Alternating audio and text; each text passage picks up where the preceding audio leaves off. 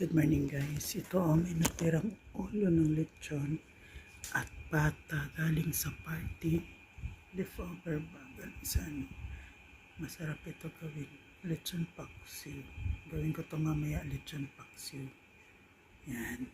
Laki. Dami pa yan. Yan.